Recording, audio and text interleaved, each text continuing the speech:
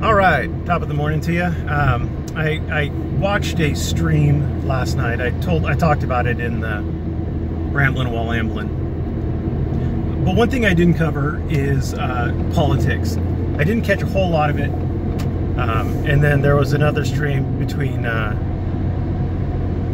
Pound Sand put up. I don't know whose channel it was on or what, but it was between Black Label, the Fat Parasite, and James Freeman.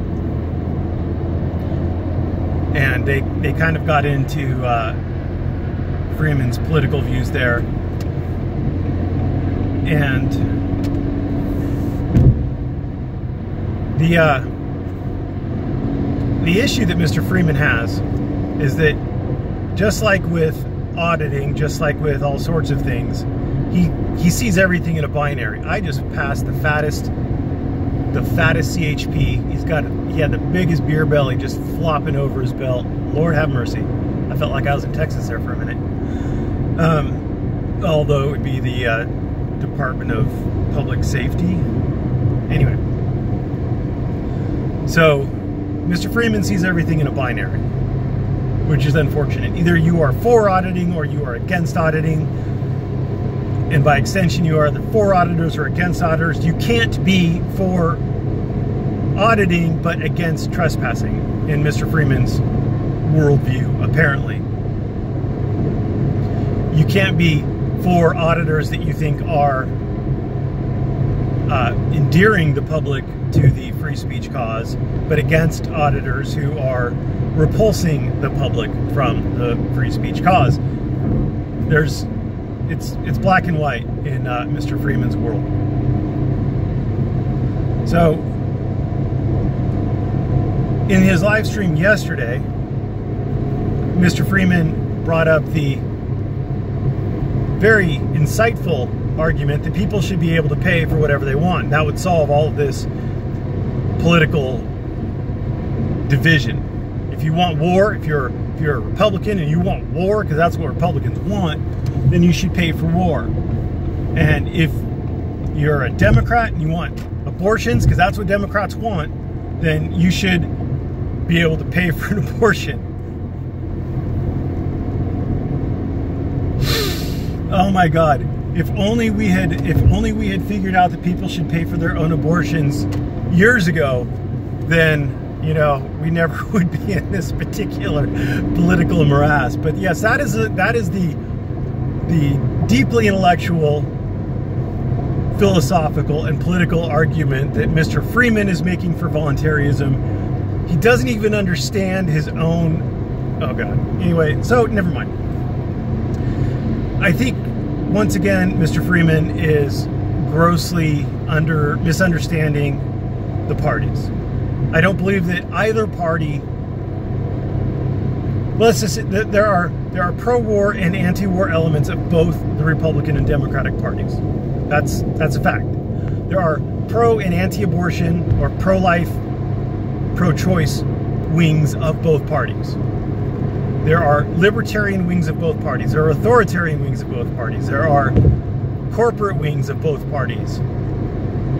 Both parties are very diverse.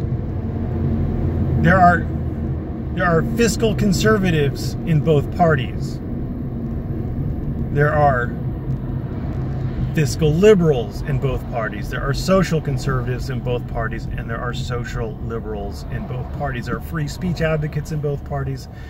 There are censorship advocates in both parties.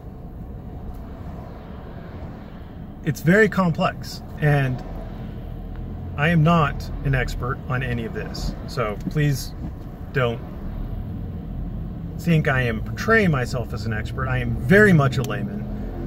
I just happen to be a scintilla smarter than Mr. Freeman with a decade or so more of understanding of these issues than Mr. Freeman has. And I am much less biased in terms of politics than Mr. Freeman is.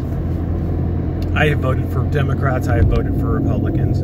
I typically don't vote third party because those votes are typically wasted because third party candidates might get like 5% of the vote. It's not really useful. I vote on an issue basis. If there's a ballot initiative or something, I'll vote based on whatever the issue is.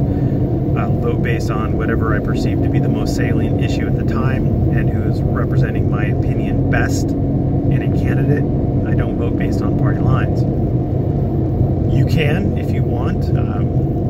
I don't find that to be, that's just not me. So, but enough about me, because my opinion is really immaterial in this opinion piece. I know that sounds ironic, but I'm trying to get to the parties. And he also went on the Black Label. He has this Molyneux-esque understanding of how we are in the position we're in and why we shouldn't be in that particular position vis-a-vis the laws and the government controlling various aspects of our lives. The problem is that he doesn't understand why we are in the position we're in. He thinks he understands. God fucking damn it! I need to get a holder, or I need to get easier on my clutch. So he doesn't understand the position that we're in and why we're there. Enjoy the motion sickness, fellas and ladies. He doesn't understand the position we're in or why we're there. I don't believe he has a good, solid understanding of it. But the position we're in and why we're there really varies based on where you are in the country, where you are in your state, where you are in your county, where you are in the city. The more space you have between you and your neighbors, the more freedom you have to believe that it should be personal responsibility that governs when laws should be made and when laws shouldn't be made, or how laws should be made and how laws shouldn't be made. If there's 100 acres and you're living in the middle of it, and your nearest neighbor is living in the middle of their 100-acre plot of land, if your neighbor gets drunk and takes his gun down to his firing range that he's built onto his property and starts shooting it, who really cares? Who really cares, right? He's not hurting anybody. You don't even hear the gunshots. There's a lot of distance between you. You know, maybe there's trees, maybe there's all sorts of things. You don't hear it, you don't care. You're not in any danger. No one cares. If you're living in the city in some high-rise apartment, and your neighbor below you, for example, gets drunk and starts screaming at the top of his lungs, or yodeling, or gets in a fight with his wife, or God forbid, starts firing off rounds into the air, that has a huge impact. It's completely different. It's situational. There's a world of difference between those two scenarios, and the difference is in the impact you're having on the people around you. If you're in the country, maybe you have almost no impact on the people around you by doing these things. If you're in the city, maybe you have a huge impact. And so I think that plays a lot into it, and a lot into how you see your politics. If you're living in an area where, you know, rich people tend to have a lot of distance between them and their neighbors, and what they do shouldn't affect their neighbors. Poor people tend to live clustered together. You know, they're right on top. You know, their neighbor farts, and you know, you smell it. It's one of those situations. So that has a very large impact. And even for things that, you know, Freeman thinks are like victimless crimes, speeding, right? If you're on an open road in rural Texas and there's nobody else on the road and you're speeding, really you're only a danger to yourself, okay? But if you're on a busy, gridlocked freeway in the middle of a city and you're speeding, you're putting the lives of the people around you at risk. Because if you crash, you're probably going to crash into one of them. You're going to cost them money. You're going to jeopardize their life, liberty, and property, and all that fun stuff. And of course, Mr. Freeman's argument, and it's a valid argument, is that, well, you should wait until they actually wreck before you do anything. You should stop them after they've caused the harm and not try to be proactive in preventing them from causing the harm. Reasonable minds can reasonably differ. So there's more impetus in cities for policing. There's more impetus in cities for people to want to control the actions of the people around them, simply because the actions of the people around them have a negative effect on them. You know, you might think, well, it's fine to smoke. I don't care. You smoke, you're risking your life, your health, not mine. But if you live right next to somebody who's smoking and you have to smell it, it negatively impacts the quality of your life. And there, you know, there's another fun fact. If, let's say, 1% of the population at any given time is going to be an asshat. If there's 1,000 people living in your particular community, that means at any given time, 10 people might be acting like asshats. If there's 1 million people living in your community, that means at any particular time, what, 10,000? 100,000? Math. 10,000. 1% would be 1,000, or 1% would be 100,000. No, 10% would be 100,000. Yeah, math. 10,000. 10,000 people acting like asshats at any particular time. It's a much bigger issue, and considering, like, you could have 1 million people living in a county in California, or you can have like 1,000 people living in a county in Podunk, Texas. That's a big difference. And I didn't catch a whole lot of the stream. I just kind of spotted through it a little bit. But the stream between Freeman and Black Label, I did stop at a particular point where they were discussing the intrusion of the government into your lives. You can't just shit in your backyard.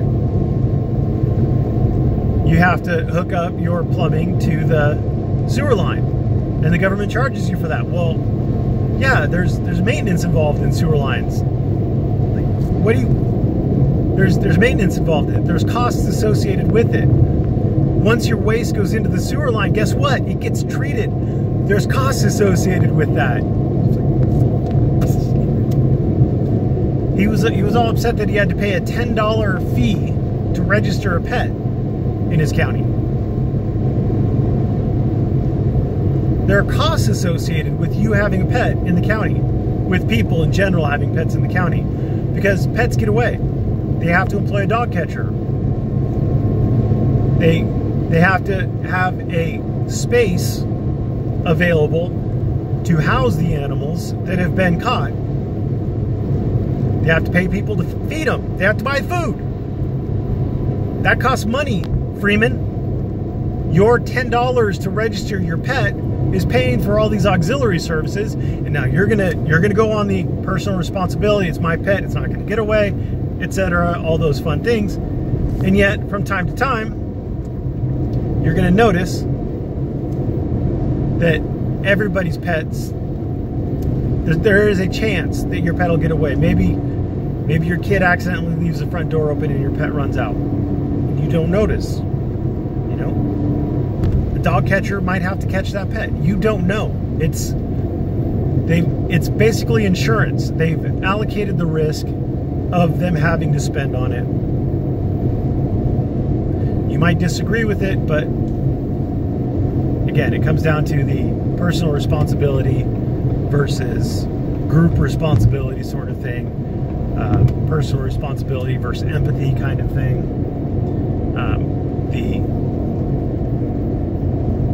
The actions of your neighbors are going to impact your freedoms in one way or another. Just like the actions of Padilla impacts the freedom of other people to film in Leon Valley. There you go. I did also stop at another point. Black Label, because he's a retard, says there is some state or city, he doesn't know who or what, that has outlawed masturbation. There are laws on books, various books, they're called blue laws, that aren't enforced anymore.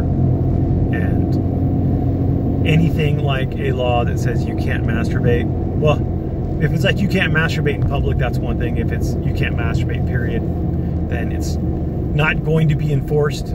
First of all, how would they enforce it? Second of all, there are lots and lots of substantive due process concerns with that, your right to privacy, etc. Anyway, almost at work. Thank you for watching. I invite anybody who has a differing opinion to comment below. Unlike Mr. Freeman, I don't censor comments. And unlike Mr. Freeman, I understand the difference between having the right to censor a comment and having it be right to censor comments. Thanks for watching. Have a great day.